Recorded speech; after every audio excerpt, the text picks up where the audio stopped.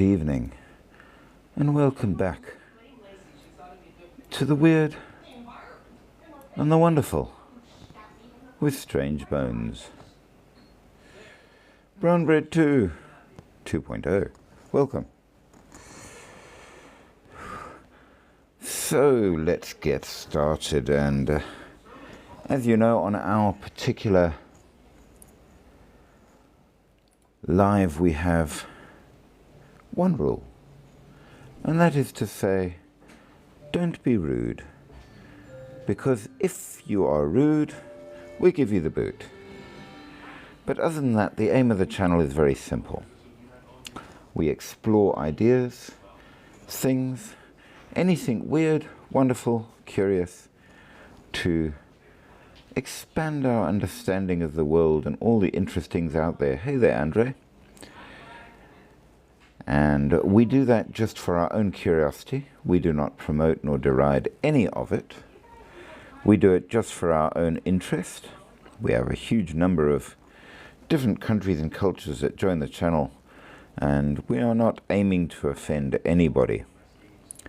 But that said, we have our own opinions, and as long as they are given politely, much thanks there to Johan Stredum. As long as we do it politely, we welcome as much comment and opinion as possible. We like to have comments and opinions. And along with comments and opinions, anything to promote the channel and to push forward the algorithm is much appreciated. So absolutely like, share, subscribe, do all of these strange and wondrous things that one ought to do to promote the channel. Send plenty of gifts, and remember that the like button is free to tap, so do feel free to tap on it. Now we are going to follow our usual methodology, which is we go around the world, different countries and cultures, to look at a specific topic and a theme.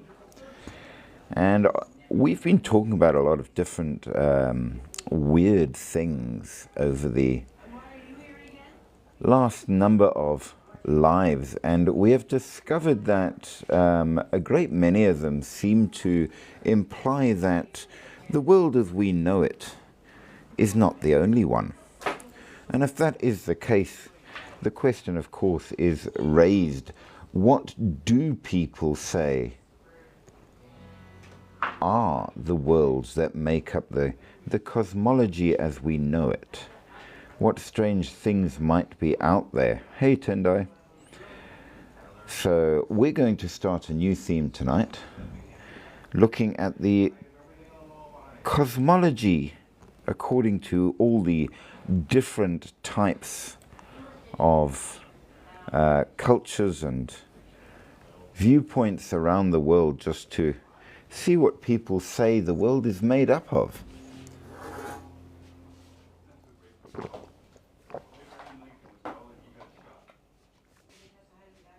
Now, as you may know, there are a lot of different viewpoints out there. But interestingly enough, there are a couple of points that we can see is kind of common. And the bottom line is that this is not the only world. There is more. So as we go through the varying possibilities that may or may not be out there, we will see that we have some really interesting ones. The Bashongo, which is a Bantu people of Central Africa, say that creation happened due to vomit. That's a bit different to the standard, I should think. We know that the Norse mythology speaks of creation made from parts of a giant's body. Chinese mythology says that we came from an egg and fleas. Hawaiian mythology says that we came from survivors that were octopi. That's another very different sort of viewpoint, if you will. We know that probably one of the strangest is one of the Egyptian ones, where we actually came from, do forgive me, masturbation. Yep, with tears, so clearly not a good one. So we have a number of possible places to cover, which may get weirder and weirder as we go along. But that said, I think it will be an interesting place to look at. So, Monica, welcome. So let's get started and see what we can find. The cosmogony of the universe in accordance with some very strange beliefs. But to start us off and to give us an idea of what we're sort of covering, we're going to begin with one which I think you will find is very familiar. But it shows a certain beginning, if you will, to understand what we're talking about. So we are going to start. Rudolf, welcome. We're going to start with Christian mythology. In accordance with. Now, something which is also very, very common in the varying myths, it seems, is that the cosmology is tripartite, which is to say, made in 3 parts. Now, we know from the Bible that God made the universe such that it is over 6 days, and before all of you shout and say 7, I will remind you that on the 7th day he rested. So 6 days to make the universe. This included the heavens, the earth, and the underworld. Now, this kind of reflects a viewpoint that a great many humans have, where you have the earth on which we stand, you have the gods living in the skies above, in the heavens, and an underworld where things go below. So this particular form of creation was created by a spoken word, the first divine fiat, which of course is the Latin for let it be. So basically it was a spoken creation, which is a lot nicer and possibly more hygienic than some of the ones that are out there. So the idea of all of it is that it was spoken into being in order to declare God's glory and separate, therefore, from the opposing ungodly world system that tempts humanity. Now, of course, above you have the heavens, the uppermost region, described as a cosmic ocean held back by a solid dome called the firmament. God's throne is located here. The sun, the moon, the stars are placed within this dome. Then you have the earth, a flat circular region where humanity lives, the central part of the creation. And that's another point to keep in mind, because you will find that the central aspect being here shows up in a lot of other views of the cosmos. And then you have the lowest region, the underworld, which is below the earth. Now, key elements include the fact that God created the cosmos through nothing more than divine command. So we have that as a beginning. Oreo, hey, cool, yes. I will await your coming.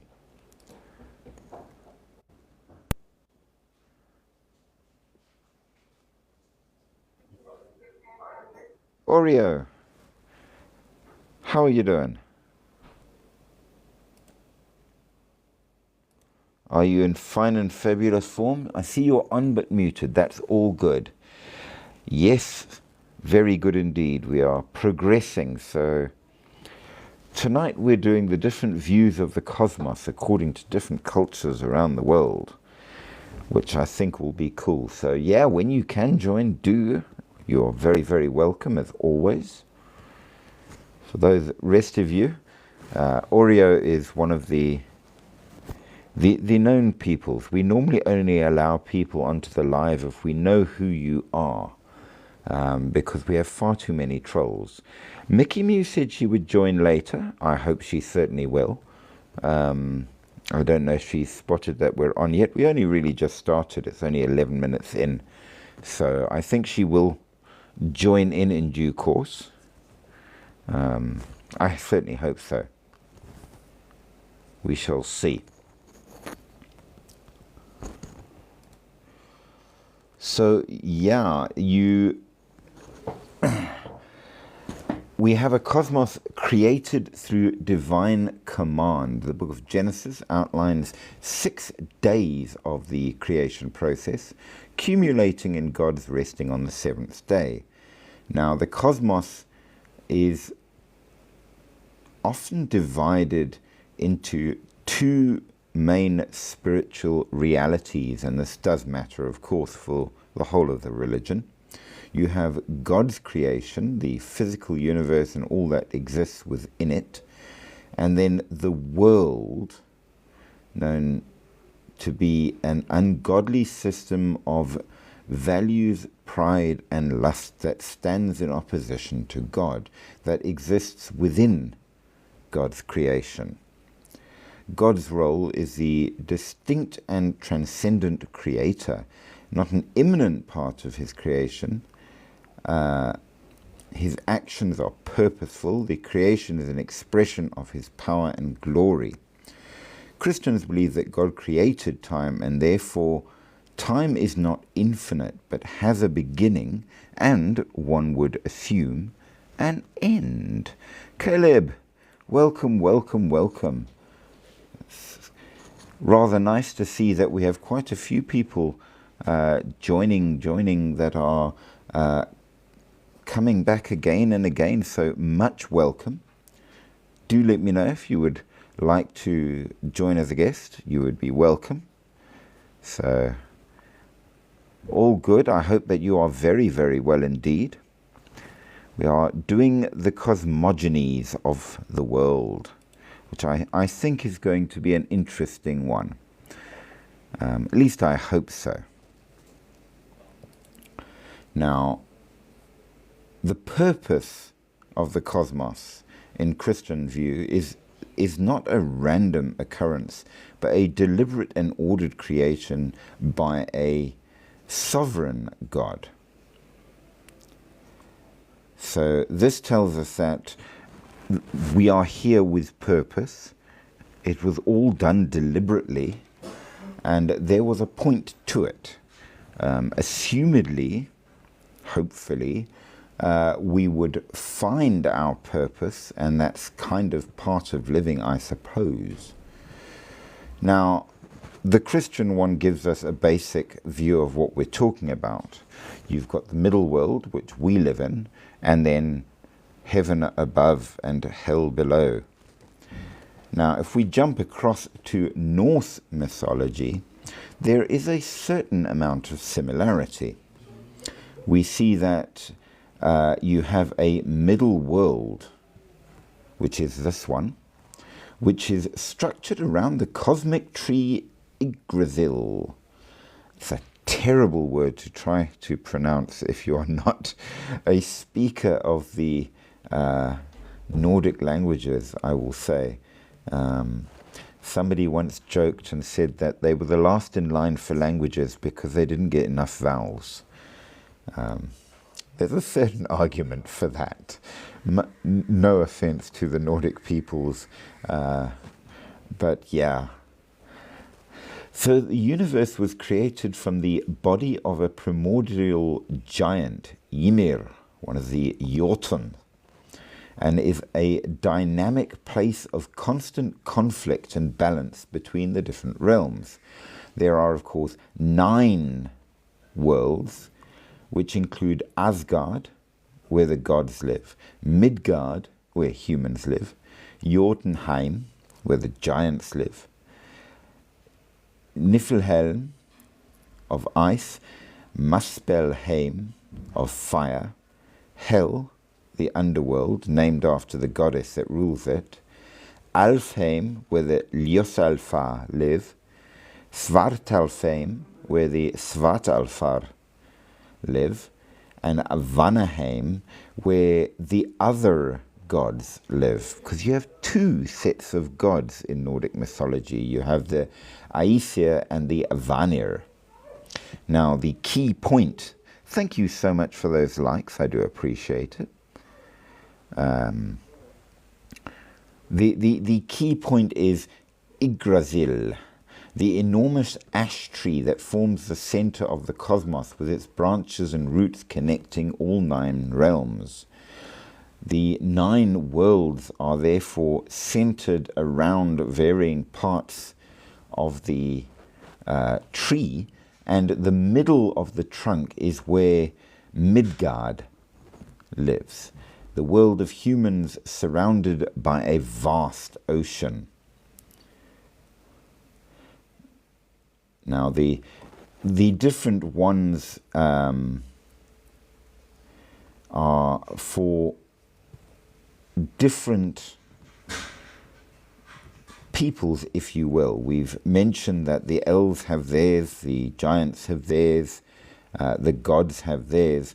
But now, Helheim, in specific, is an underworld for those who did not die heroically in battle. Yes, God of War Ragnarok actually was taken almost directly from the original mythology, Caleb. So it's pretty accurate. Made a little more suitable for the game, of course, but nevertheless it fits to all of that very, very well indeed. Now, as we've said, the realms are in a state of tension and conflict, with the gods often in opposition to the Jotun, the giants. So we need to start with where it came from. So here is another common cosmological beginning that we will see turn up very often. So in the beginning you had the Ginnungagap, a vast void between the fiery Muspelheim and the icy Niflheim, or Niflheim. Now, Ymir, the god, was created by the melting ice of Niflheim caused by the heat from Muspelheim.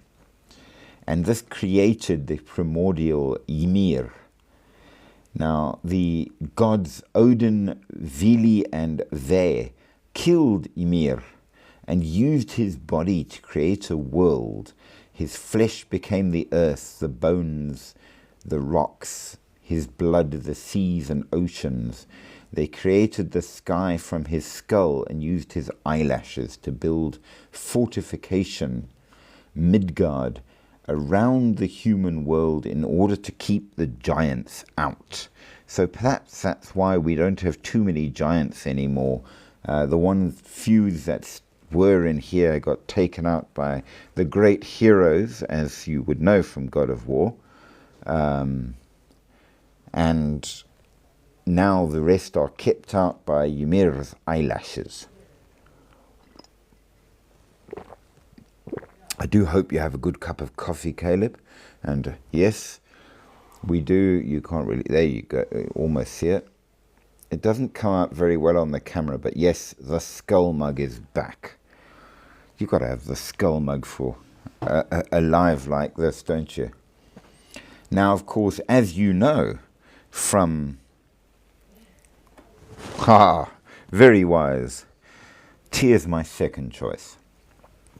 But as you know from the prophecy of Ragnarok, we are heading, with the cosmogony, to an immense battle that will end with the destruction of the world. And the battle, of course, is called Ragnarok, when Fenrir will become loosed. Fenrir, who was bound by Tyr, partly through treachery, to be fair, but also through justice. He kept his word. And that's one of the reasons why Tyr is the god of justice, because he held Fenrir at bay by saying that you can bite off my hand if you find that we are lying to you and we are not going to be freeing you as they promised to do. And of course, they didn't free him, and Fenrir bit off Tyr's hand in punishment. So Tyr kept his word, and so Tyr is the god of justice in the Nordic sagas. Now, of course, interestingly enough, the main proponents that will cause the destruction of Ragnarok are all the children of Loki, which makes him a bit of a dodgy character right there, as you can imagine. But afterwards, after the destruction, a new and fertile world will be reborn, and a new cycle of existence will begin with the surviving gods and a repopulated human race. Now, we do have to mention some small issues, as it were, that do come along with that, which a lot of people actually get wrong, interestingly enough. For example, people tend to think that the Valkyries serve Odin, and after a powerful battle, a god of war, sort of connected to, I would say Thor was more the god of war, the god, but there were, they were all fairly warlike.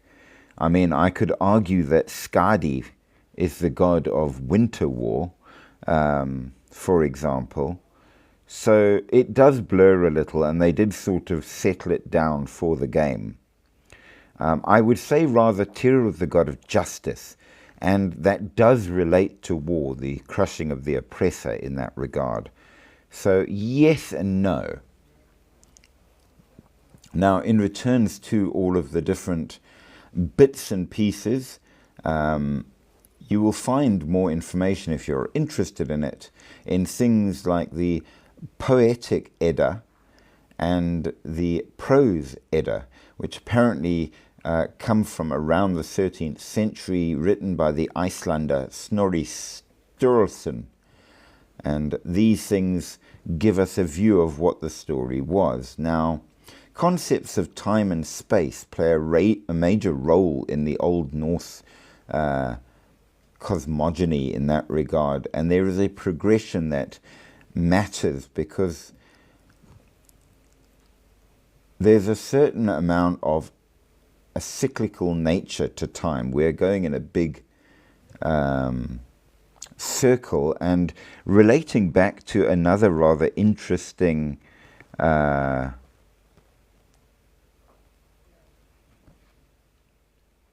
yes, that is quite correct. So justice being the peaceful form of war, if you will, against that of Kratos, who absolutely was not peaceful. Spooky! How are you, sir? Welcome, welcome, welcome. Always good to see you.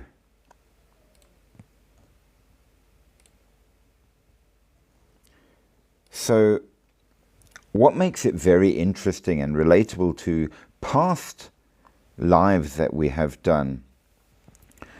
Spooky, are you good? Hey, strange. Is life being kind?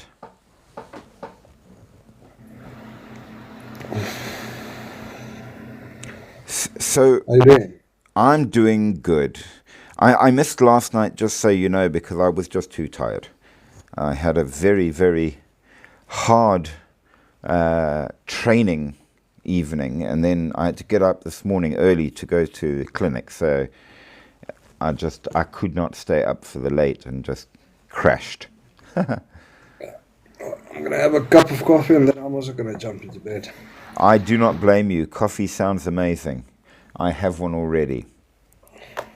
So remember how in past lives we were talking about the possibility that the whole idea of a cyclic world in mythology is related to the fact that you get global warming followed by global cooling and ice age, and then global warming followed by global cooling and an ice age, and at each level the oceans rise and fall because of the melting of the ice caps and then the reforming of the ice caps, and we went into that to some degree.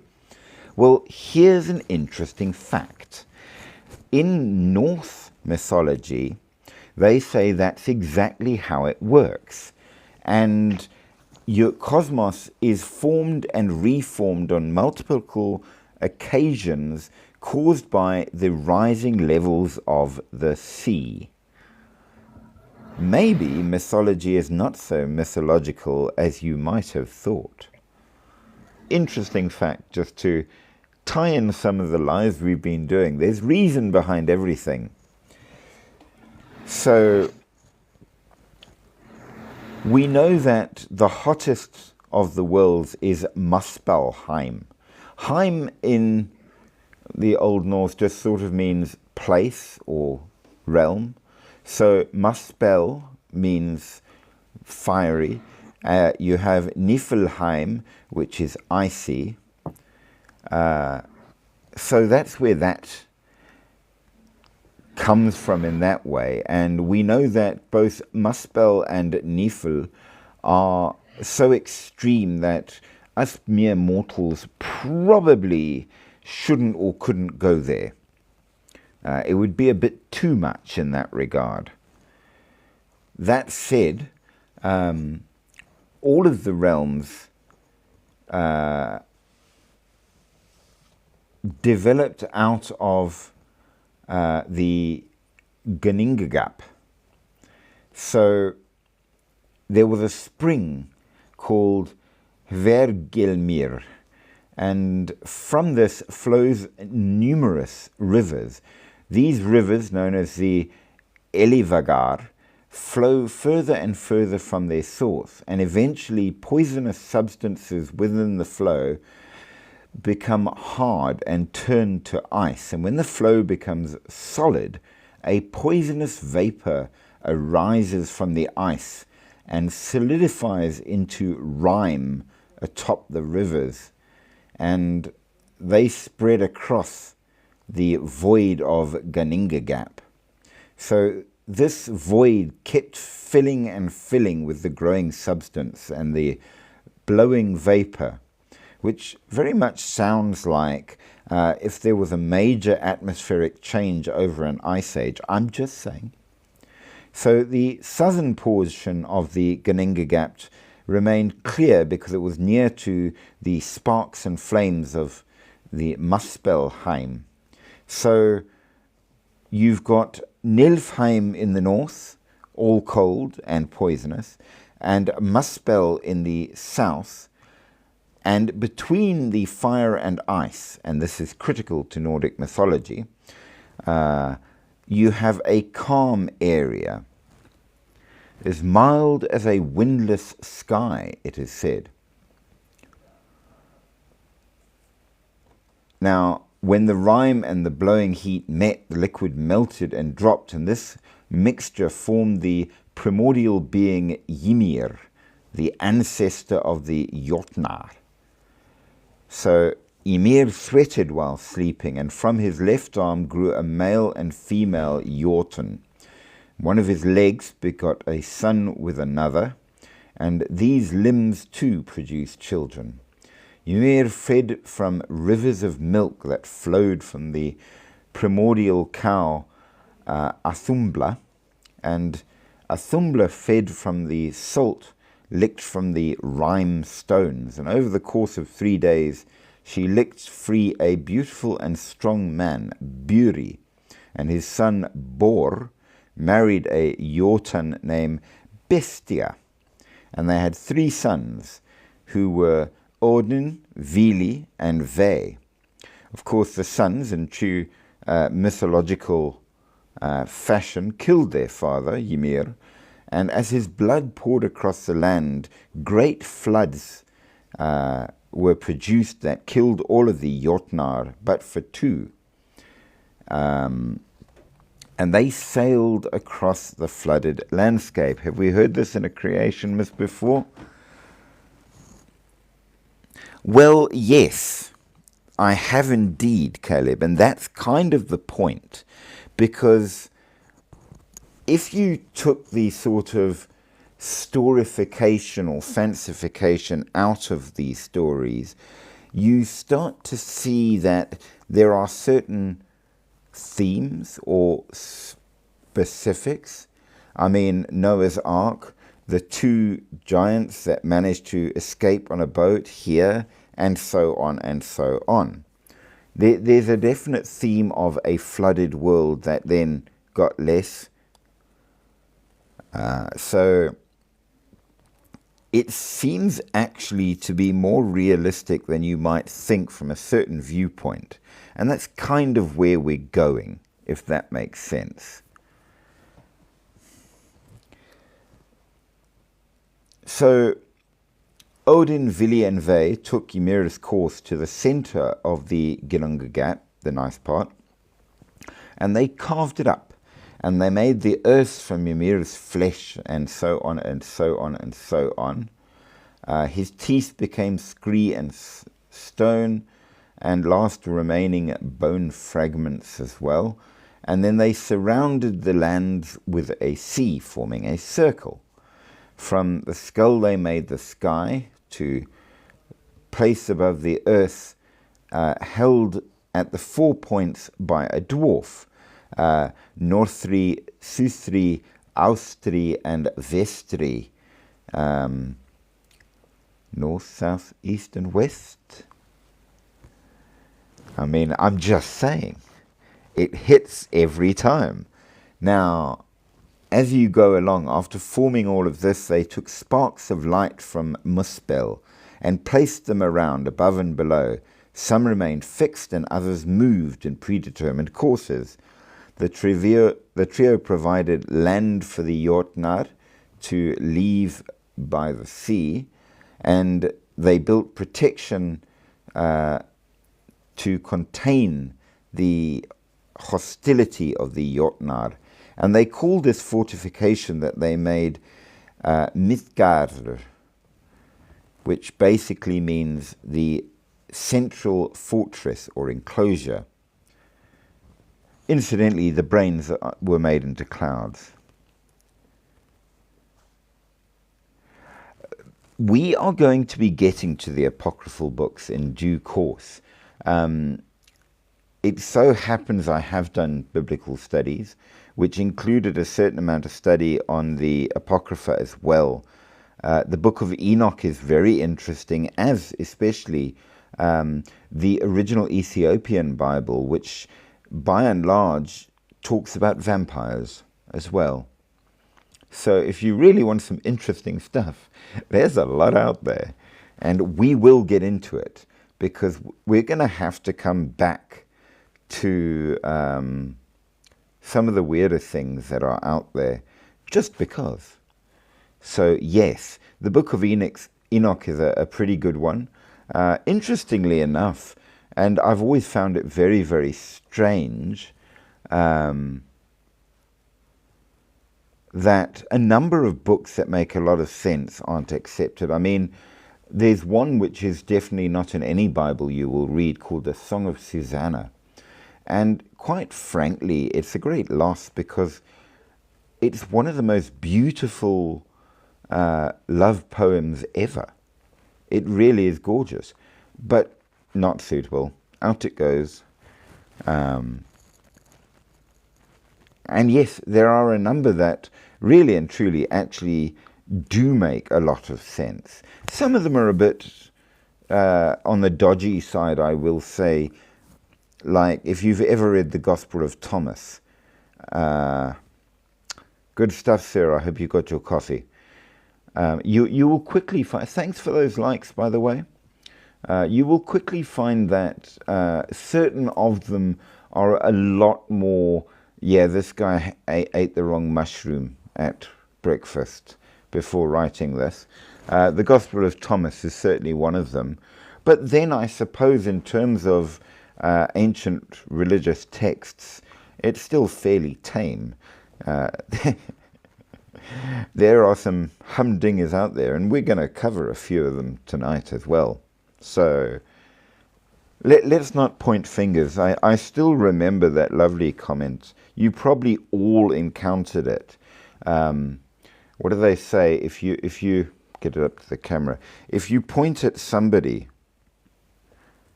please note that 3 fingers are pointing back at you. It was an old thing that we used to say in primary school. If you point at me, you're pointing 3 at you. And when it comes to religious beliefs, I think that is possibly one of the most important watchwords. Before you start pointing at people and saying, you're dumb, I'm right, you're wrong, just sort of stop a second and realize it's all about perspective. And maybe we should be a bit more tolerant. Just saying. Nevertheless, so the 3 original gods. So Odin was not the god originally. Many religions will have one which is the original. He became the main dude over time, but he wasn't the original. He had 2 brothers right from the start. Now, certain of the astronomical objects and so on were also personified. So you had the goddess Sol, which unsurprisingly is the sun. You had Mani, who is a male, the moon. The earth is Joro, or Jorth, I should say, Jorth, the earth. Night is a female, Not, and she's actually a giant. And the day is Dagr. Dagr's father, the god Delingr, which means shining, possibly is the dawn. Now we know that the oceans are Ran, shared in the ruling of with her Jotun husband Aegir, and their wave-maiden children, the 9 daughters of Aegir and Ran. Now central, of course, is Yggdrasil, and Yggdrasil is a very interesting tree. It's an ash tree, specifically. Midgard is there at its base, on the trunk. Below go the roots, and above goes the branches. The branches reach into the different realms, and the gods go to Yggdrasil daily to assemble at their things. Now, a thing in the Old Norse meant a governing assembly. And the branches extend into the heavens, supported by 3 main roots that extend far away into the other locations, one to the well of Ursanbrunner, one to the spring of Hervelgimir, and one to the well Mimisbrumner. Now, these places are quite importantly because there are certain creatures that live among the branches and roots. You have the dragon Nishogr, an eagle that is unnamed, and the stags Dain, Dvailin, and Duras Thur, and Dunair. Dunairn? My Nordic is awful, isn't it? So, these 9 worlds, as you see in the poetic Edda, I remember yet the giants of yore who gave me bread in the days gone by. 9 worlds I knew, the 9 in the tree, with mighty roots beneath the mould. I recall being reared by Jotuns in days long gone. If I look back, I recall 9 worlds, 9 wood witches, that renowned tree of fate below the earth. So, this goes on in explanations in the Edda, of course, but eventually you get to a point where it comes up again, where the wise Jotun Vafthrudnir engages in a deadly battle with the disguised god Odin. Vafthrudnir spake, of the runes of the gods and the giants' race, the truth indeed I can tell, for every world I have won. To the 9 worlds came I, to Niflhel beneath, the home where the dead men dwell. Vafthrudnir said, I can give you the true secrets of the Jotun, and all the gods, because I have journeyed into the 9 worlds below Niflhel, where the dead dwell below hell. So clearly there are important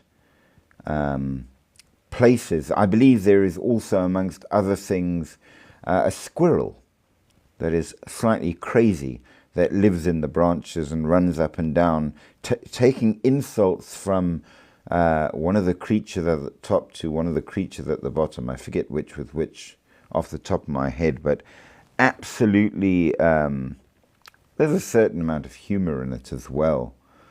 And of course, we know that Askr and Embla, the first male and female, were created by gods from driftwood they found on the shore. And the gods that form these first humans do vary in who exactly they are. In the Voluspa, they are Honir, Lothar, and Odin, whereas in the Prose Edda it's Odin, Vili, and Ve, the original 3. But the whole point is that eventually the spiral of worlds is going to involve in a huge battle and the death of a number of major figures, including deities, and a lot of natural disasters and submersion of the world in water. And the world will resurface anew thereafter, and the surviving and returning gods will meet, and mankind will be repopulated by Lif and Lifbrasir, who will emerge from Yggdrasil. So all will be okay in the end, we hope.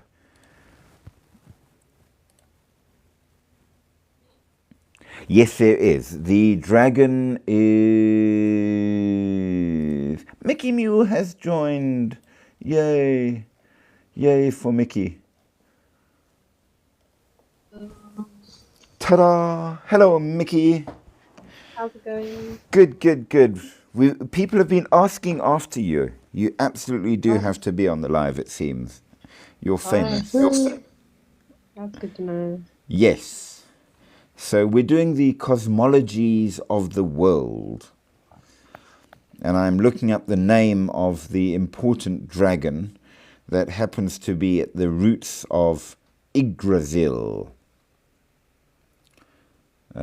which I have lost the name of. There's our Yggdrasil. The dragon Nithogr. There you go. So yes, the dragon is the one in the base of Yggdrasil, Nithogr.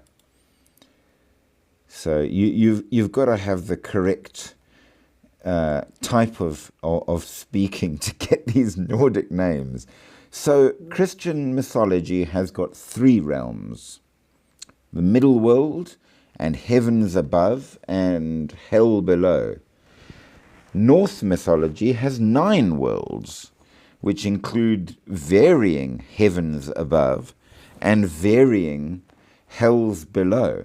Now, I did promise a little update on why the Vikings that survive battle are not taken to Odin's realm Valhalla. And this is one that will please you, Mickey Mew, because, of course, the ladies get first choice, believe it or not. Yes, Freya. Freya is the one that chooses her heroes first, and they do not go to Valhalla. The Vikings belong to Freya, not the Vikings, the Valkyries belong to Freya. And she chooses the ones she wants, and they get taken to the Summerland. After that, Odin gets to choose his ones, which go to Valhalla. So he only gets second choice of the great warriors. So, Sounds good. and then anybody that doesn't die in battle in the proper way gets shuffled off to hell. Wow. Well, here's the thing, and this is where, by and large, we do have to be careful, because in Christian mythology, hell is a bad place, okay? And you only go to hell if you are bad, which is an important point, okay? In many other mythologies, the realms of the dead are actually not bad. Hey, Oreo. Yeah, hello. Now, we're going to get to Caleb's comment in a brief second, so Hello. hold on there. How are you, Oreo? Are you back with us now? Yeah. Good stuff. So we're talking about hell, but not the Christian hell, the hell of Nordic mythology. And hell is both a person and a place. Hel is the name of the lady that runs it. But quite a lot of the realm is quite nice. It's not special, and nobody from hell will ever fight in Ragnarok because they're not good enough. But if you were not a bad person, you will go to the nicer part of hell, which is okay. There are bad parts where the bad people get punished. Now, in terms of the gods, what is the difference between Freya and Frigg? They are 2 different people. Let me pull my notes up quickly.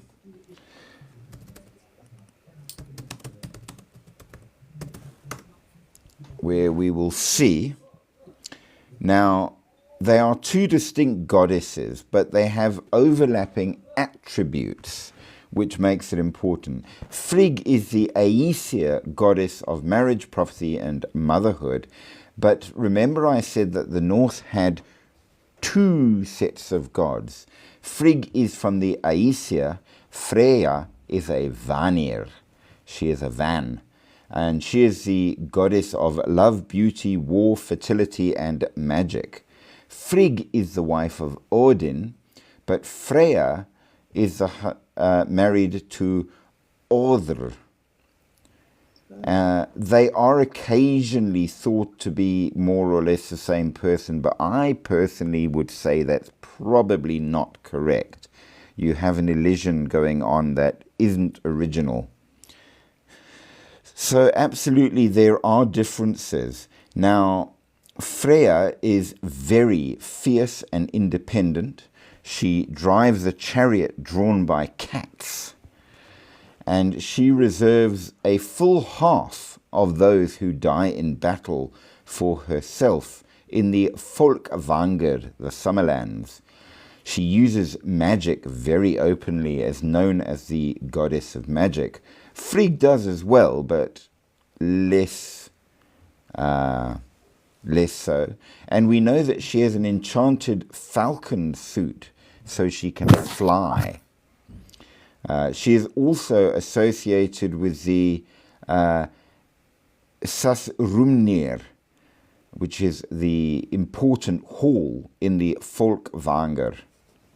So yeah, the really good lucky ones go to the Summerlands, not to Valhalla. But of course, the Summerlands is a lot more polite than the halls of Odin, which are drinking, fighting, and generally waiting to have a giant battle. So we know, though, that Frigg is the one for prophecy, and she knows the fates of all, but she does not share. And she has her hall in Fensalir. So Fensalir, in case you're wondering, the Fen Hall means the hall in the swamp,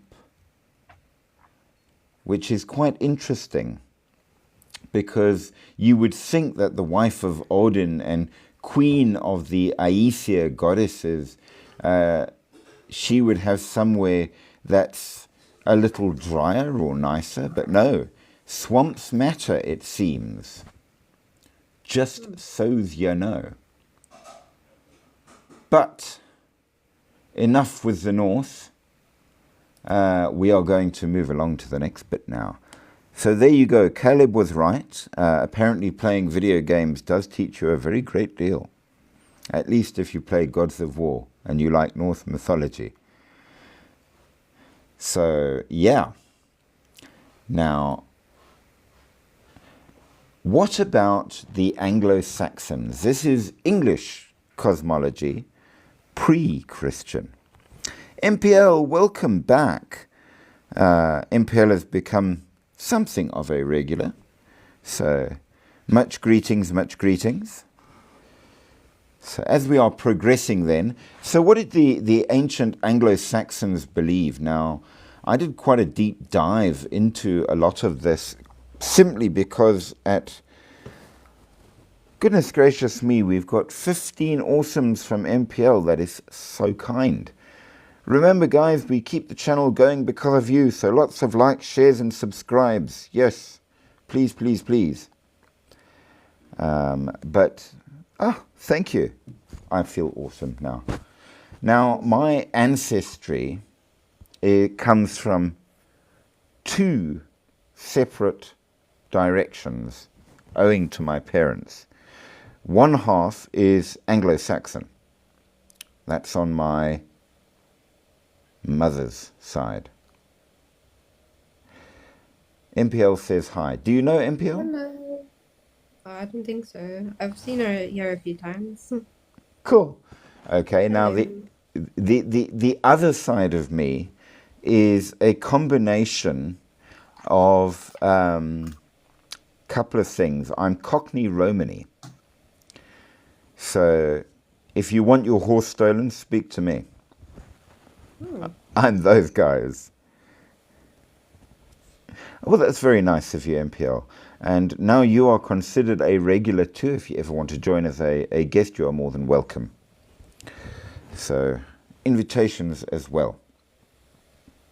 So, the pre-Christian English mythology, we don't know a great deal about, because a lot of what we know comes from the writings of Christian monks in their interactions with the pagan beliefs, and they kind of were a little bit biased in their views and were more interested in converting people than figuring out what they knew.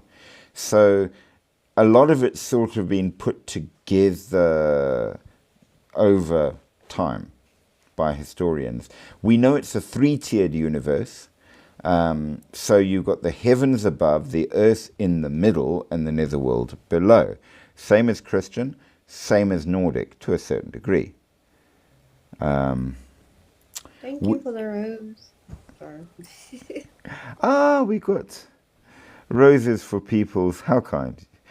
See, certain people look after people. This is why some channels go well, because we watch out for each other as much as we can. So that is a good thing. Now, in the 9 Herbs Charm, which is an Anglo-Saxon text on the important 9 healing herbs, they mention 7 worlds, which implies that they've got a much more complex multi-realm structure, similar to the Nordic view, than we have on record. So there is possibly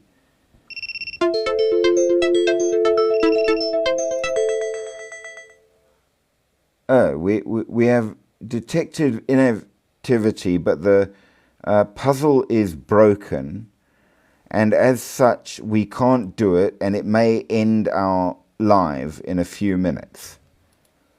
So now what are we supposed to do?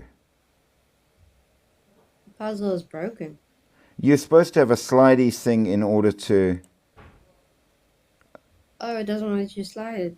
play the audio and enter the code you hear.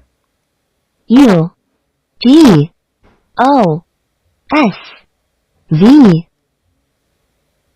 Okay, Dick. did that work? It's got no enter what you hear.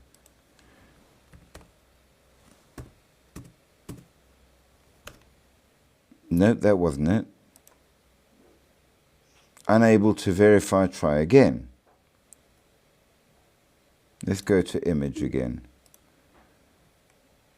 Okay, there, now it's working. That's very strange.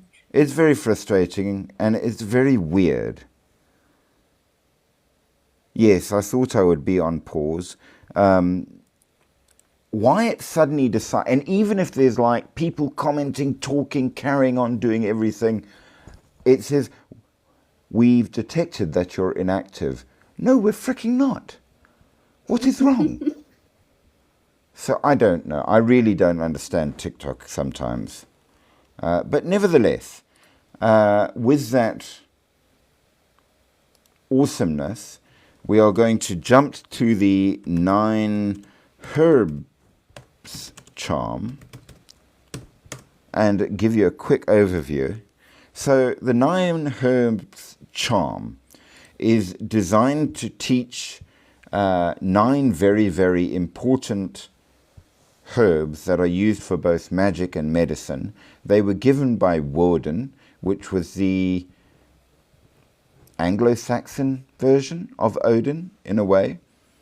And they are used to defeat the serpent of poison and disease. So very, very important. They include, of course, in case you want to learn, keep moving left every few minutes. Da, da. I look really dumb, don't I? Okay, so this will teach you... Ah, awesome, MPL's back. I'm going to teach you the 9 absolutely necessary herbs for Anglo-Saxon healing. Mugwort, plantain, lamb's cress, betony, chamomile, nettle, crabapple, chervil, and fennel. So, now you know. Those are the key ones.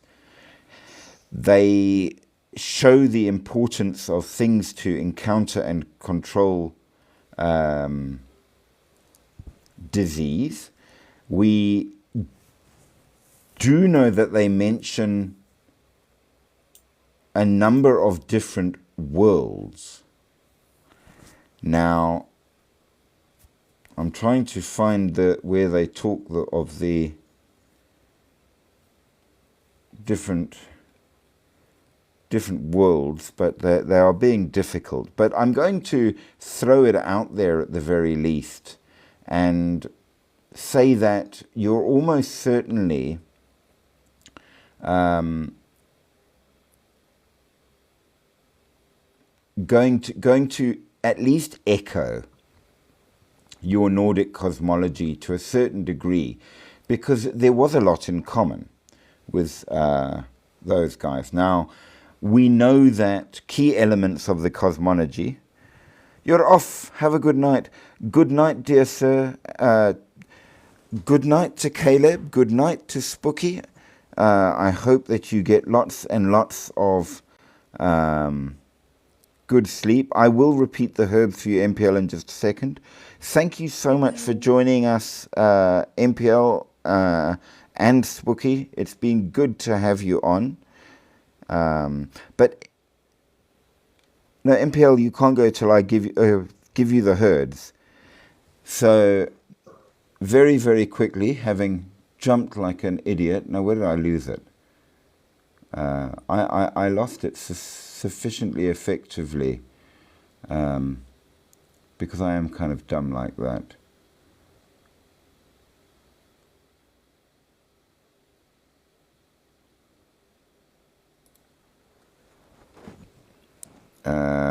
Nine herbs in Anglo-Saxon myths. Just pull it up again and avoid having to think too hard.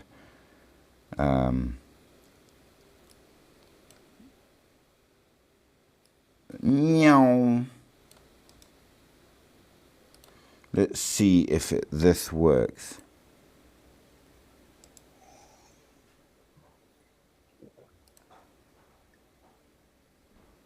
We have mugwort. We have plantain. We have lamb's cress. I've never heard of laupsi before. Lamb's cress. No, you said laupsi. Lupsi. No, I haven't heard of lupsi either. Nettle, betony, mayweed, crabapple, chervil, and fennel. Ta-da! Now, mugwort is particularly for healing. Interestingly enough, plantain was Tolkien's source idea for the elven way bread, because in old Anglo-Saxon mythology it was called way bread, and it was eaten as bread by travellers and very sustaining. Lamb's cress is a kind of watercress. It's okay, I've eaten it, it's nice. It's not wonderful. Nettle, of course, is used for a number of healing things. Betony is a kind of a grass. Mayweed is one that includes chamomile in that genus, and we know that chamomile is used even today for tea. Crab apples are probably one of the original wild forms of apple, and it's got a number of healing things. Wergulu.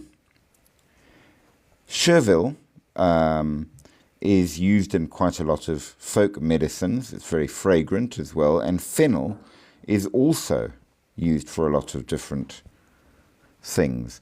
Now, of course, because I live in South Africa, they don't really grow here, which is problematic for me if I want to go and learn these. So I've been working actually on seeing if I can figure out an equivalent from South Africa that would fit to the 9, just out of interest, really. So, yeah. But it is very interesting, and of course it fits to a standing argument. Now, as you may or may not know, in modern witchcraft, they will speak of a warlock as being an oath breaker. So the word warlock, according to them, which is wrong according to me, and that's entirely according to me, So yes, I'm not agreed with by most people. It comes from the old Anglo-Saxon word werloga, which means oathbreaker. My argument is that it's wrong. It comes from the... Oh, somebody's shutting the door.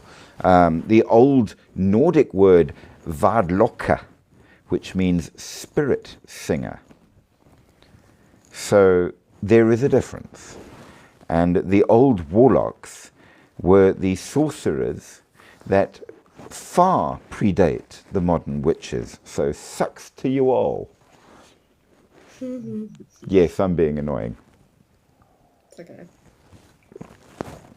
But among the teachings of the warlocks include the 9 herbs, as well as a number of other things, which includes the use of the runes, and from the runes not only a system of healing and a system of society, but also a system of exercises and training in varying forms of combat. And it all ties together with the understanding of the cosmology, which is really quite cool. So, yeah, if you're into that sort of thing. Oh, there's a challenge for you. We're at 4.6k likes. So MPL says tap, tap, tap. That would be wonderful. I would definitely appreciate that kindness. And again, it's the same people that are doing the support. And yet we get followed by so many others and looked at. Nevertheless, cosmogony is what we are doing. So huge thanks for the likes, of course. But we have a 3-tiered universe with multiple worlds within each of them. So there's more than one heaven and more than one hell, so to speak. We know that there is the Earth Mother, Ersi. So you find that in the 9 herbs charm. So there was an idea that the earth itself is alive and is a goddess. We know that the sun's journey is important, and the sun travels across the sky, according to their understanding. So according to the dialogue of Adrian and Ricius, it shines on 3 places at night: the belly of the whale Leviathan, the hells, which implies there's more than one, and the island where the holy souls rest, which might be considered in a way Avalon. So there is that. And damn, that was fast. You got there like now. Well done, guys. Thank you. So the sun's journey matters. We know that there are spirits of the landscape that's very, very important. And some of them you may not have encountered before. So yes, you have the elves and the dwarfs, the Los and the Svart Alpha, or the Dok Alpha. There are giants, yes, but there are also the Thirsias and the Etins, which are not your standard giants. There are dragons and varying other things. Now, most importantly is a word that you've heard and you think you know what it means, but you don't. Not in the Anglo-Saxon way. And that is weird. Now, we in modern English spell it W-E-I-R-D, which is weird because it's I before E except after C. And immediately it's not. But rather it's W-Y-R-D. And we keep the difference in spelling simply because weird means fate, but not again in the modern view of fate, which is something that will happen regardless. This doesn't have to. It's a major possibility with multiple other lesser possibilities. And for those of you who can master the weird, which is the whole point of sorcery, you are then able to change fate. Now, I take you back to our live on witchcraft. Hey, MPL. Hello. Welcome, welcome, welcome, Good welcome. evening. Thank you so much. Thank you so much. Very, very glad that you are on here. It's always a pleasure to be here. I learn something new every time I'm on your live, so thank you. Thank you. You sound like you're from London.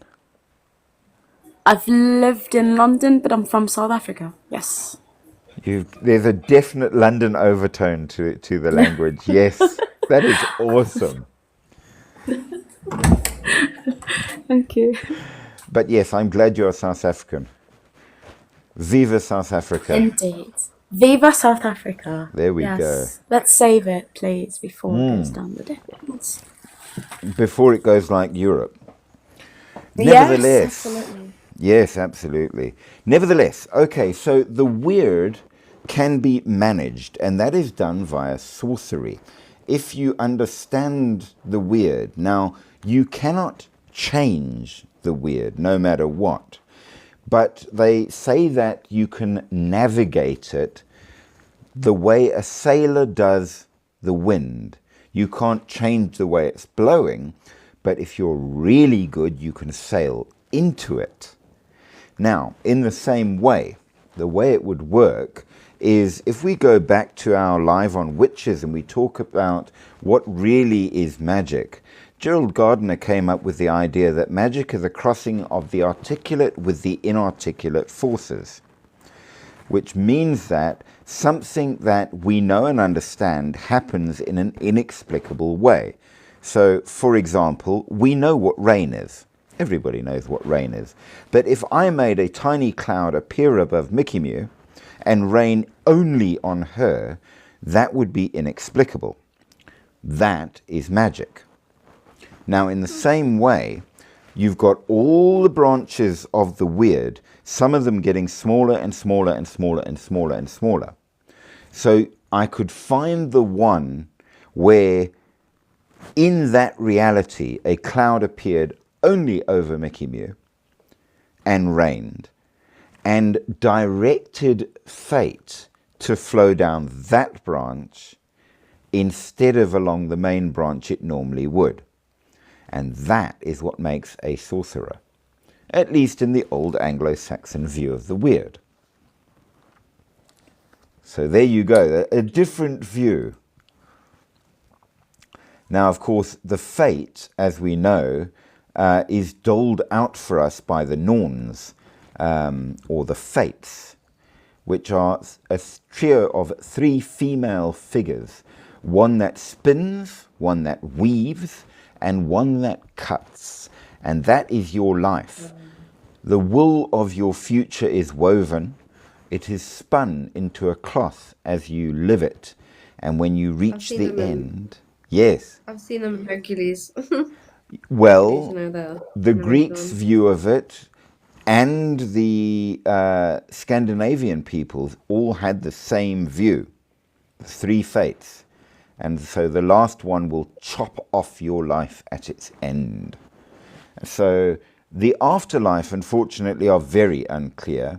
We know that it was considered an important place, and that clearly it wasn't as bad there as it is in the modern view of death, especially not in the view of hell, even though it was ruled by hell in a sense, because they took grave goods with them. So there is a life there of some kind, and obviously good bits and bad bits. So again, it's not the Christian view where only the bad go down there and the good ones get to go to heaven. So there is an absolute difference which does matter. But along with that, we do need to move elsewhere in that regard, because there is much more to cover and we can't stick with the Anglo-Saxons. We need to talk about the Welsh. Now, we've touched on this in the most recent thing with the fairy, because if you recall, the fairy from Wales are not the Tuatha De Danann, nor the children of the Errol King, like in Germany. No, the Welsh elves are the Dark Court, and they belong to Anun, the children of Anun. So you have again a number of different worlds that stack together, which does matter. And they are the balance between chaos and order, the sea and the land, life and death. So you've got three primary realms. You've got Elfith, the middle world, so where we are. But then along with us, humans and animals, you also have quite a lot of fairies, dragons, and other things as well here. Now, this is the balance point, this world. We then have the other world, Anun, and here is both the realm of the gods and the afterlife. It's not a place of punishment, but a parallel existence where time flows differently. It's accessed through natural transitional spaces like deep forests, lakes, or shorelines, and certain figures like Gwynap Nud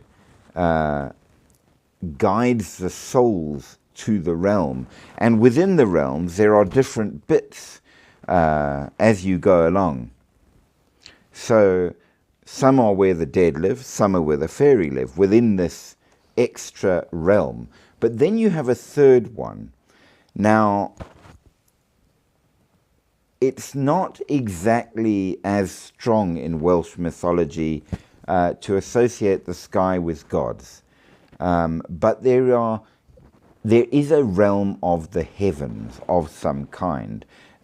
Again, it's a little bit unclear as to how exactly it works, but the night sky especially is very important because you have at least two important castles there.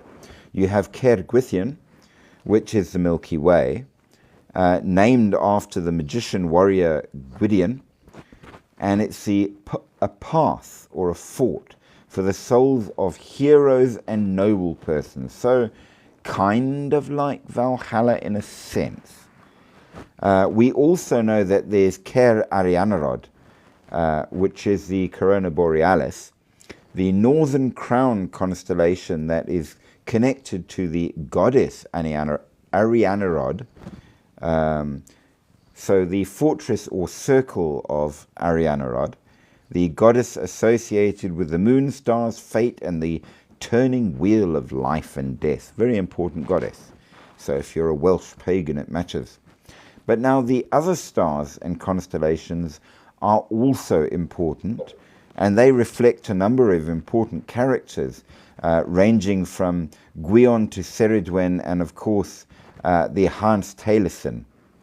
So Taliesin was the teacher of Merlin.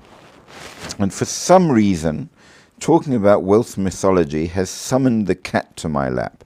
So she's come all purry and friendly for a change. I don't know why. She's been very off the whole evening, partly because it's just a bit too warm tonight. Yeah, freezing yesterday, too hot tonight, go figure. So she hasn't wanted cuddles. But yeah, as soon as we talked Welsh mythology, here she is, purring away. Maybe she's a Welsh cat. But she's pulling my earpiece out. Let's see if I can get her to appear. Oh, it's a kitty cat. There she is. This is Munchkin. Oh. Yes. And she is an absolute madam. Oh, she's lovely. Isn't she? So they say hello kitty. Yes, they do. But now you have to be good and let me do the live. Yes, you do. When she wants attention, she wants it now. Yes, and when she doesn't, she will just run. Now, we do have a world tree Definitely again. like us, all women. Say again. Is that true of all women? I'm saying it's only right, yes, indeed. Yes. Well, I can't argue that. And yes, it's always on her terms. The other day she wanted to sit on my lap, and it wasn't convenient because I was trying to do something on the table. So she was like, no, I will sit on you. I'm like, no, you won't. I will. So she climbed on my head. It's like, I will Aw. sit on you. Trust me, it will happen.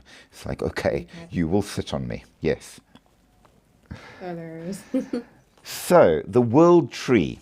There is one in Welsh treks that's considered to be the cosmic axis, and unlike in the Nordic view, where it's an ash tree, this is a sacred oak. So we know the Celts believed the oak was more important than any other tree. And in the Mabinogion, there are opposing figures within the tree that hold the seasonal battle between Gwyn ap Nudd and Gweithir ap Gredel, which may reflect the cosmic balance. And if you think I'm pronouncing these words wrongly, or these names wrongly, if you think Irish is hard to pronounce, the Welsh is hell. They Back in don't... a second. Cool. We shall await. You get some coffee while you're going. Yeah. Uh, Good idea. the Welsh treat vowels as like an afterthought, and nothing is pronounced the way you think. It's really difficult. So yeah, I read the original Mabinogion with a lot of the original words and things. Oh, that Munchkins is done. Off she goes. And let me tell you, by the end of it, my jaws were sore from trying to pronounce the things. They are harsh, but they're very, very interesting. So yeah, if you want to know more, the Mabinogion was a gathering of stories from the original Druids and Bards, which in Celtic world sociology, Bards are Druids in a sense. They are sorcerers as well as magicians, musicians. So yeah, they get up to all kinds of things that normal bardic stuff is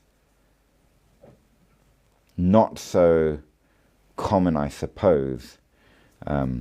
So the Iquidlau, the legends, will tell you all about things, and they developed from the old Celts, the Derwithen, the Druids, and came down for that. And if you want to do some very hard research, you can start with the Red Book of Hergest and the White Book of Research and the Book of Einarun and the Book of Taliesin.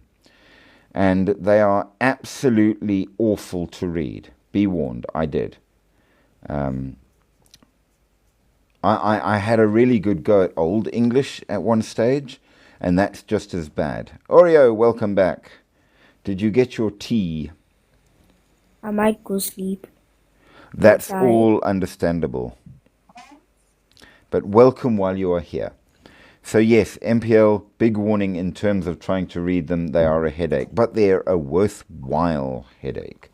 So absolutely. You will get an easier thing from the Regum Britanniae and the works of Geoffrey of Monmouth. But I don't think they're as good, to be honest. The Welsh are very insular, and if you think they are very insular, I used to know a lady that came from a place called Forest. Forest is a place in Wales. The people of Forest are regarded by the Welsh as being insular and weird. We regard the Welsh as insular and weird. That must give you an idea of how the Forest are. And to give you an example of exactly how insular and weird the Forest are, there was a time when one of the kings went to do battle, And he said to the remaining knights that stayed to guard the kingdom, "Close the borders till I get back." Only he died in battle. But he had said, "Close the borders till I return." So they kept them closed for 400 years. Nobody in or out. Which means that the people of Forest are probably the closest you will ever meet to the original inhabitants of the British Isle. They average between 4 foot and 4.5 foot tall. They are all dark-haired with grey or green eyes, and the language they speak is so unbelievably difficult to understand that the Welsh can't manage it. And I used to know a lady from Forest, and the one day she got really, really, really angry with one of the guys that did, I don't know what he did, but what's really funny is the guy she got angry with was a Tutsi. Now, if you know anything about Africa, you know that the Tutsi are the tallest people in the world, naturally. So he was 7'1" and broad. So I want you to imagine the scene of this huge 7'1" guy being taken out by a 4-foot woman. And the poor guy did not know what to do because his English was like his fourth language, and she was taking him out in Forest. It was the funniest thing I've ever seen, and I just stood there and I could not stop laughing, and he kept looking at me like, "Help me." And I couldn't stop laughing. And she was going at him and swearing and going on and on and on, all in Forest. That's funny. It was hilarious. And afterwards he found me in class because he was a classmate, and he's like, "I don't know what I did wrong." It's like, dude, don't worry about it. That's hilarious. It was really funny. So, yeah, and she was fierce. My God, she was fierce. So, yeah, if you want original, you go to Forest. And that's Forest with 2 F's. F-F-O-R-E-S-T. So, we know about our realm, Elfith, and then you have Anun. So, what exactly? It is the deep. Anun does kind of mean the deep. It has a king that will look after it, so to speak, whose name was... now it's gone straight out of my head. It's so similar to Anun that I keep forgetting it. But yes, the children of Anun are the elves. They have a place within this area. By the way, Anun is spelled A-N-N-W-N. I did warn you about vowels being optional. It is the deep place, but it's parallel to Elfith. So somehow it's alongside. So the geography there reflects the geography here, or maybe the other way around. It's kind of difficult to say. Now, the sky and the celestial bodies are separate from Elfith, from Earth. So it's different there. So we are tied in strongly with Anun as much as Elfith. So they say, and I'm going to go for this. Okay, cool, Oreo, sleep well. Night, night. So, wish me luck. In Anuthin is Elis, in Awir Uch Elis. So, in the underworld below Elfith, in the air above Elfith, That's what that means. And that's from the Book of Taliesin. Oh. So if you can manage to read that, you can read the Book of Taliesin. Get a translation. It's easier. I don't believe in translations by and large, but sometimes you just have to. Now, we know that the Mabinogion has a number of different stories in it, including the Four Branches, which is a set of 4 stories where they talk about the different realms and where you might go within these things, and the varying people that were important there, such as Bran Fen de Kais, Bran of the Blessed Crow, great heroes and all, and the withered Gwithian, who may or may not be connected to godhood because his nephew is Llywelyn. Yes, I said the Welsh have it too. And his sister is Arianarod, who is a goddess. So, well, oh yes, there we go. Anun, the other world, is ruled by Arun. Told you it was similar. But now, let's compare that to the Irish. Now, the Irish, of course, do not have the Dark Elves. They've got the Light Elves. The Tuatha De Danann, which we translate as the children of Danu. And they also have the modern ones, which are the descendants, the Aushi, the descendants of the Tuatha. But they also have a 3-realm structure and a cyclical renewal with constant interaction between the different worlds. You have the sky, Nem, you have the earth, Talam, and the sea, Mir. And these are interconnected realms, which is quite important. So the land of Talam has the Middle Earth, the world of human existence, which is, of course, deeply infused with the divine. Natural features like hills, rivers, specific trees, and more are considered to be sacred and inhabited by both spirits and deities. The upper realm, or the sky, name, is believed to be the dwelling place of some gods, and the celestial bodies, which are personified, the sun, the moon, and the stars. It is held up by pillars, and if there is ever total cosmic disorder, the sky will fall. Now, the sea is the lowest realm, Mir, the domain of chaos, mystery, and the deep. It is home to the sea giants, like the Fomorians, and certain sea deities like Manannan Maclir and Tethra in certain traditions. And to get to the other world, the dead travel over or under the sea. But there are other worlds, more than one.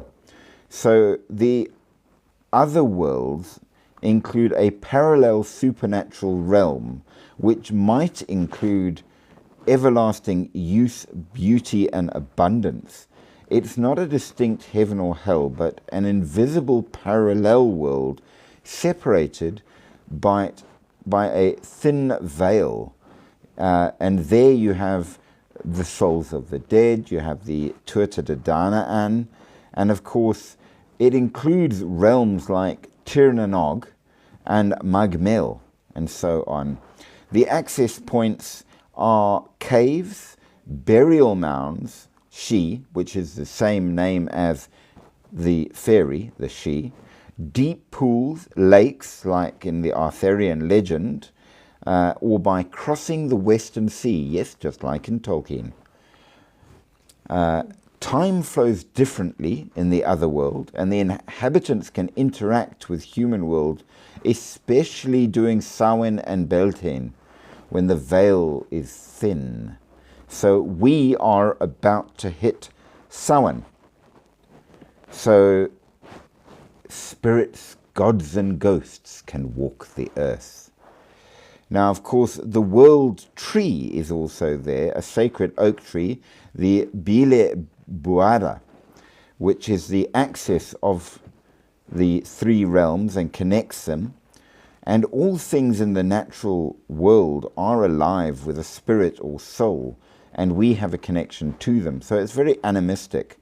But again, as we say, life is cyclical, and everything goes through seasons, and we are reborn again and again after a period in the other world. Now, exactly how this works is kind of lost, because most of what we get is from the writings of Christian monks who were biased and so on. But it's definitely in line with the Celtic view, with some small changes. So you have the place, the land of the other, or the other land, Tir Nail. You have the promised land, Tir Tengir. You have the young land, or the young land of youth, Tir Nanog. The land under wave, Tir Fortuin. The land of the living, Tir Mambeo. The land of delight, Magmel. The white silver plain, Mag Findergat. The silver cloud plain, Mag Argatnel. The multicolored plain, Mag Idathach. And the gentle plain, Mag Queen. And then possibly the Isle of Apples, Ermain Arblach. Now, Ermain means island or hill. And we know this from the Tainbo Kulain, where they speak of Ermain Macha, the hill of Macha, who was the horse goddess. If you've read the Tainbo Kulain, or if you haven't. Now, the Tuatha De Danann live there, and it has good bits, and it has very, very, very, very bad bits, depending on where you go. The other world is very elusive, but a number of humans have been there, but they were generally the either part fairy or great heroes. So Cuchulainn, Fionn, Bran, they all got to go there. And they say that even normal people can go there, but if they do, they might not come back. Just warning you. Because now, you can get into the other world through burial mounds like Brunaboyne or Knockmetha, because they are considered to be the otherworld dwellings, maybe the gods, or the homes of the more modern Aoshi. Down the Aoshi or the Daunshi, or the otherworld folk and the children of the Tuatha De Danann. Now, according to Irish mythology, the Shi actually come from Gaeland, the Melanesians, which is around Spain in that area, and they are real people. They genuinely existed, and they waged war on the Tuatha De Danann, and the Tuatha De Danann fled to Ireland, where they fought the Fomorians and beat them and took over the land, and that's how they got to be able to be in Ireland. But it shows that the other realms are parallel to this realm, which is very important. Now, you do need to be very careful around this, because if you ever meet a beautiful young lady when you're on your Imrama, your voyage, and she sings to you of a beautiful place and offers you something to eat, do not. Never eat fairy food. because you will never return here. And you will be taken there in a boat of glass. Is there a siren? Not exactly, no. There are sirens as well, but these ones are particularly Aoshi that do it. But they are very beautiful and skilled in all kinds of things, including music, so they can absolutely do this. And then you get taken there and you don't come back. Now, time runs differently, so sometimes when you come back, even though you've been there for a year, it's 10 minutes later. Sometimes you're there only for 10 minutes, but will come back in 100 years.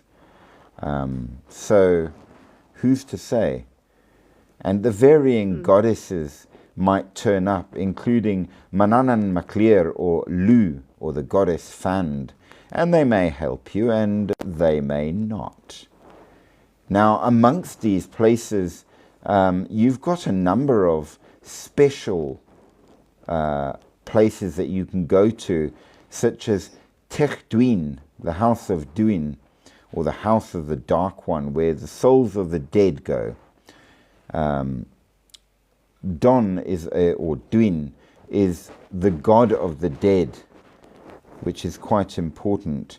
Now, if you go to Ireland, there's a place called Bull Rock, an island on the west coast, which resembles a portal, and that is the way to Tech Duin. The Irish say that the souls of the dead depart westward with the setting sun. So it's also interestingly where High Prasil is supposed to be. But that, for now, is enough on the Celtic. So let us jump to yet another place. And we're definitely going to be doing this in probably 3 lives, because I haven't even got to Asia or North America in my notes, and we're not even halfway through my notes. Be warned. There's a lot, and they get really weird. So again, the Slavic cosmos, 3 tiers to the world. So it's pretty much a standard. There are 3 sets of worlds. Even the Nordic, which has 9 worlds, have 3 sets. So you've got the top one, the heavens, the earth in the middle, and the bottom is the underworld. Again, it is on a tree. So the branches are the heavens, home to the birds, the sun, the moon, and all of that. The trunk is the earthly plane for humans and bees, and the roots of the underworld for the snakes and the god Veleth. So heaven is the highest realm, the branches of the world tree, where all the important and good bits are. The middle one, where we are, is connection and balance between the overworld and the underworld. And most important in it are the bees, the beings that give this world life and growth. And that's another fascinating thing that most people, mythology, it's just stories. Well, there's a lot of truth in stories, isn't there? If there were no bees, the world would die. It's a fact. So yes, the world tree is an axis mundi for the world. It grows from the stone of Alatir in the middle of the island of Buyan. The branches reach the sky and its roots delve into the underworld, and it is an oak again. Now, in one creation myth, the world tree grows from the stone of Alatir. There are other versions, but importantly, you have the top, which is the realm of fire and the heavens, the middle of earth, and the bottom of water. The primordial chaos is from where everything came, which was a giant sea. Fits to archaeology. And the creation is formed from mud dredged from the primordial ocean by 2 divine beings, one good and one evil. Remember the original Slavic view is that there are two. Now, we speak of them as God and the devil, but really that's a shitty way to explain it, I'm sorry to say, because that's the Christian thing. What we've got is a dark God and a light God, and it gets far more complicated in that regard because they are equal. Good evening, Moon.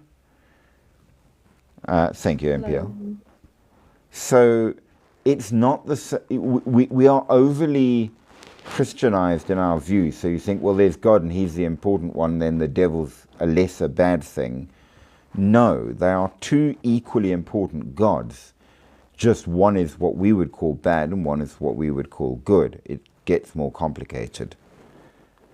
Nevertheless, thanks so much for the likes. Remember, guys, likes matter. If there's no likes, there's no channel. So the original Slavic theology is called Rodnovery because of the god, which is the generator, Rod. So it's a pantheistic religion with a single creator and multiple other gods.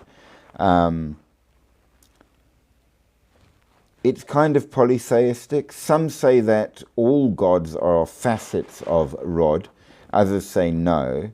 I'm not a Rodnovian, so I'm not going to argue that. I don't know enough about it, to be honest. But you do have to go along with the supreme law of God, prav, which is rightness. What exactly he considers right is another thing. The original symbol is the kolovrat, which looks like a swastika, but with 8 branches, not 4, which is one of the original one. And the wheel turns, which is quite important. So things turn and things move within this understanding. Now you will find the Slavic views do change where you go. All over Russia and the Slavic states, there are small differences around as to who is what.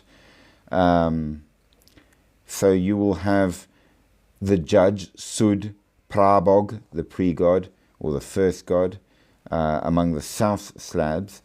But then among others, you've got the one god, which Yedni Bog and Vissabog, or the all god.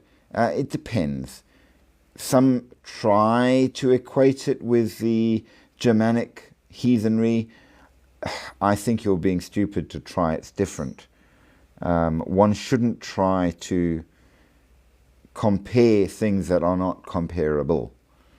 It's apples and oranges. So prav basically means the right way or the God way. And we know that the 3 aspects of Rod, or the Triglav, are prav, yavnav, svarog, which is kind of like the balance of Belobog, Chernobog. Have you ever watched The American Gods? Neil Gaiman's American Gods? Do yourself a favor. It is wondrous. And then you've got Dasbog and Stribog that form the last. So go and watch The American Gods. Or if you're brave, read the book. It's only 4.5 inches thick. By Neil Gaiman. Beautiful book. Now, Rod is also time. So time is the God that controls all, including us. And all things are empowered, if you will, after birth by a life force, which gives you life, power, breath, energy, everything. And it all fits together. So, cosmologically speaking, everything comes from Rod. And while the lesser gods did make certain things, they were made by Rod and are possibly aspects of Rod. So really it's Rod that does all of it, if that makes any sense at all. It gets very confusing in Rodnovery. I'm looking at the cluster of how the deities work, and I'm not going to use it because, my God, they get very, very complicated. There's even an entire book to explain it.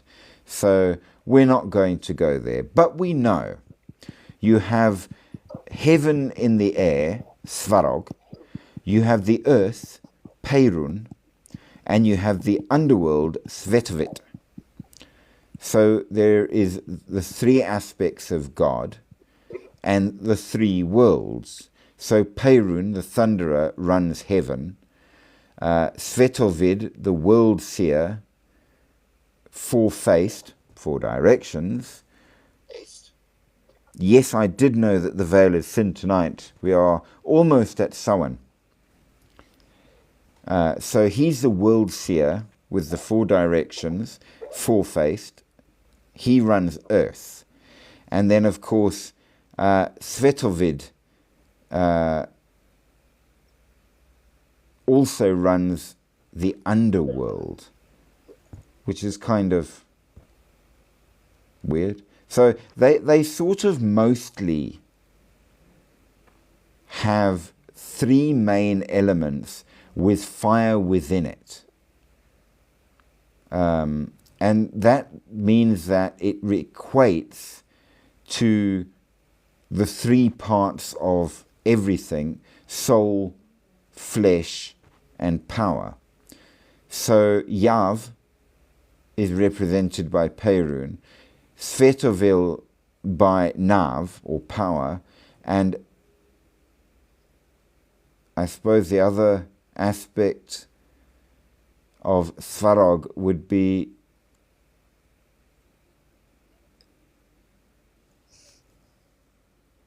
the other bit. So you've got the dimensions, soul in a way. It gets too complicated.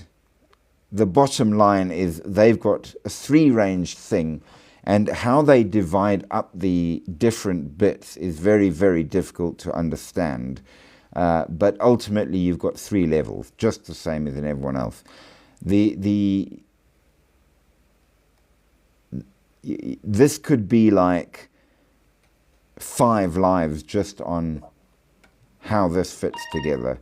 So we're going to stop there and say that it fits to the standard we've worked with. Now, what about the Egyptians? We like Egyptians, don't we? Because we're going to go up to the Egyptians and we're going to stop on the Egyptians too. So again, initially you had nothing except chaos. And again, it was a watery chaos. And this was essentially the goddess Nun, who is both the chaos and the goddess. And out of this, Atum emerged, and he's the one that created the world.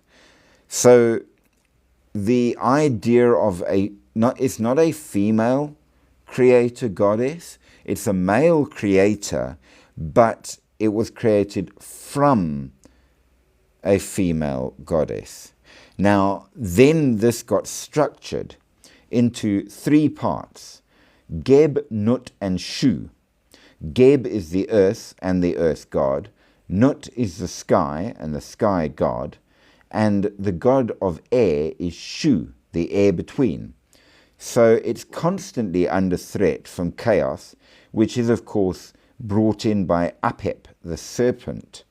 And so in order to keep things balanced, Mart keeps checking on things, and then the varying heroes and gods must do what's needed to sort out. Aha, Moon is a Wiccan, I think. That's rather cool. I'm guessing. I am not Wiccan, and therefore do not celebrate Samhain.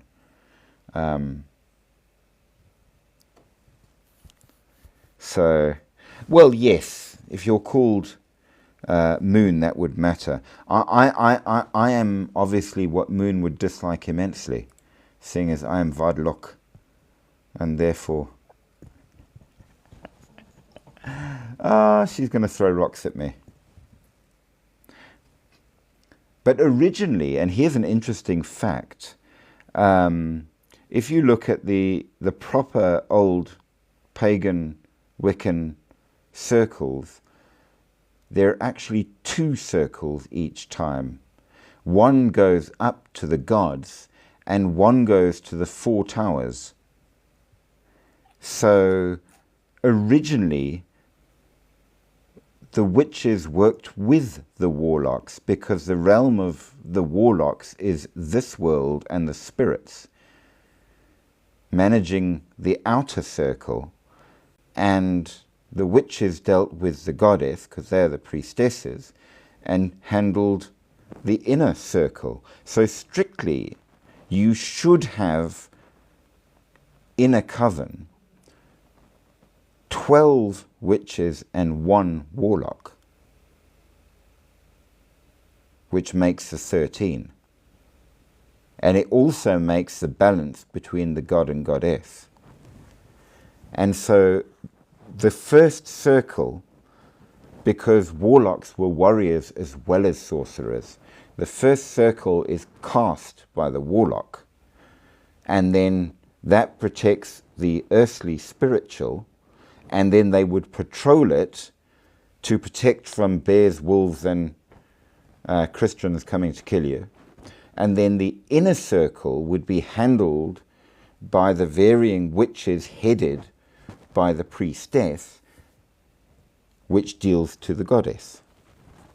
So you've got 2 circles going in 2 different ways, but at some point there was a suitable argument between the Vadloka and the Witche, and as a result it broke, which is kind of sad, because now the warlocks do not work with witches and witches do not work with warlocks, and it's really, really sad. But there you go.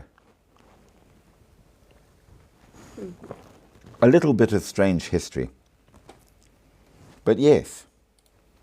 And for the record, I in my own versions and traditions, I was never taught to fight with anybody, because that would be really quite pointless. An argument that happened long time ago is not going to affect me today. But yeah, there's a lot of traditions, and of course, as we've said, a circular view of, because it comes from the British, of the world. And yes, we return from death many times. There you are. But yes, let us go on with Egyptians. So, Nun was the primordial watery chaos. Then the first land was brought up by Atum, and that was Benben. The creator god came from Nun and the Benben and brought Shu and Tefnut into existence. Shu is air and Tefnut is moisture. So not water exactly. But Shu and Tefnut gave birth to Geb the earth and Nut the sky. And then Shu separated them, which is a very sad thing, because Geb and Nut are greatly in love, but can never meet. And they are separated by Shu, who holds them apart. But then between them we get to live. Now all of this is connected by the Duat, which is kind of a cross between a river, an underworld, and an undersky, because the sun god Ra travels overhead with his chariot and the sun, and then at night is going on the underside, which is why you can't see him, to cause the sun's rebirth each morning. Mart keeps the balance with order and truth and governs the universe, the stars, the seasons, and you. And if you fail, you will be weighed against her by the scales of justice against the feather of Mart. And if you fail, Anubis will toss your heart to Ammit to be devoured, and you will not reach the afterlife. Now, Isfet. Yes, it is cool, isn't it? Isfet is the principle of order, disorder, and chaos and injustice, and it is that which Mart fights. And Apet, the embodiment of Isfet, fights to devour the sun and destroy the cosmos, but Ra holds him at bay. Did you see the movie Gods of Egypt? No. Don't Oh, Mickey Mew, you have done yourself a disservice. Yes, I have. It is I have. the best modern movie on mythology made to date. Yeah. It really A is. definite must watch. Oh yeah, you have to watch. Find it, watch it. Make a definite must watch. Yeah. Yeah. Okay. The Gods do. of Probably watch Egypt. It is so cool. I've seen it like 9 times. It is really well done. And very accurate. Now, the cosmos is made up of what then? You have the gods who populate the cosmos and keep things in their proper order. You have the spirits of deceased humans, those who join the gods in the divine realm, not those who are munched up by Ammit, or those who, trying to get across the great desert to the divine realms, get lost in the Duat, and there's a lot of them, which is why the Duat, and there's a lot of them, which is why